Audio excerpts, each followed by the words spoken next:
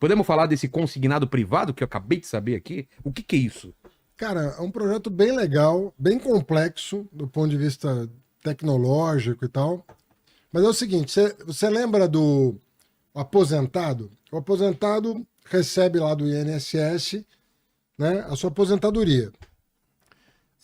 E ele pode ir no banco e fazer um empréstimo consignado, mediante o qual o banco debita do depósito que o INSS faz até 35% do que ele ganha em troca do empréstimo. Certo. Então ele faz a prestação que ele vai pagar.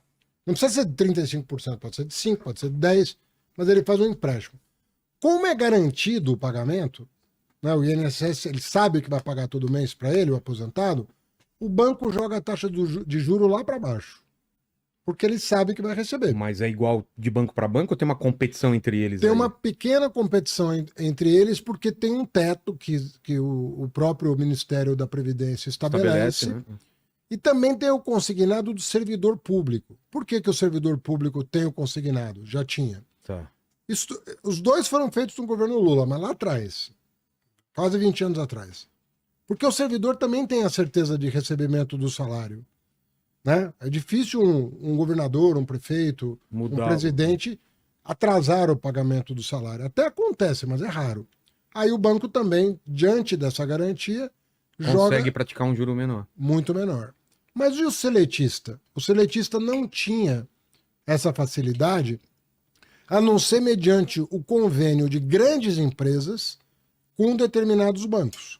Então, a empresa super grande ali, tá, uma multinacional, fazia o convênio com o banco e falou, olha, se você fizer um empréstimo para os meus empregados, eu debito do salário dele e te pago. Certo. Então, o juro também caía.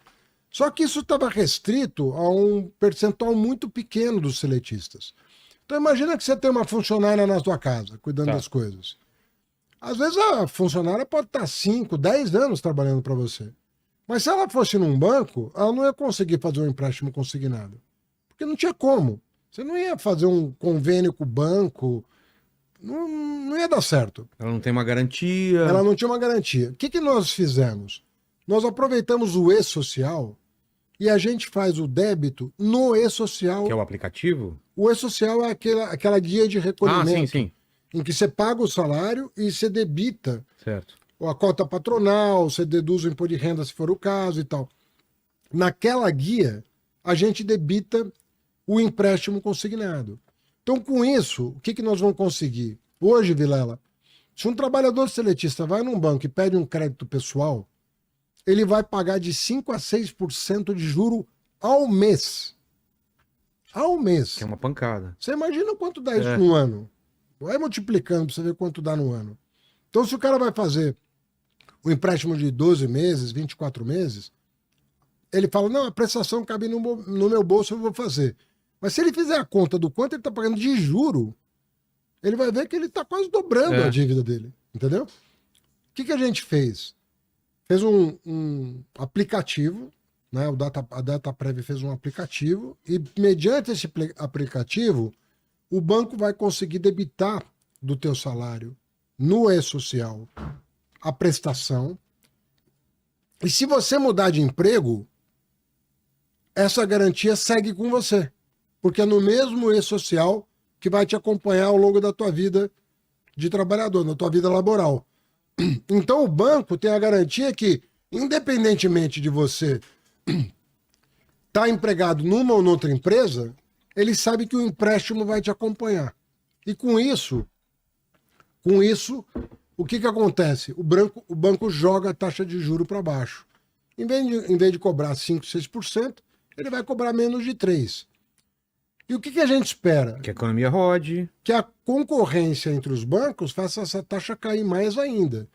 Então, dependendo do setor da economia em que você está, você sabe que tem setores da economia que tem muita rotatividade no trabalho. Demite. Sim. E tem outros setores da economia, indústria e tal, que são mais estáveis. Tem empregado que troca de emprego com mais frequência. Tem empregado que tem uma vida mais estável. Quanto mais estável for o setor da economia, quanto mais estável for o empregado, né, maior a chance dele aproximar a taxa de juro do empréstimo da taxa de juro do aposentado ou do servidor público. Que é? Que hoje é menos do que 2%, Tá. por exemplo. Então você imagina se a gente for promovendo um maior conhecimento por parte do sistema financeiro da vida do trabalhador, ele olhando o histórico da pessoa, ele vai falar, pô, esse cara tem toda a condição de pagar esse empréstimo.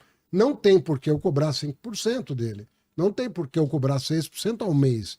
Eu tenho confiança no histórico dele, vou jogar essa taxa lá para baixo.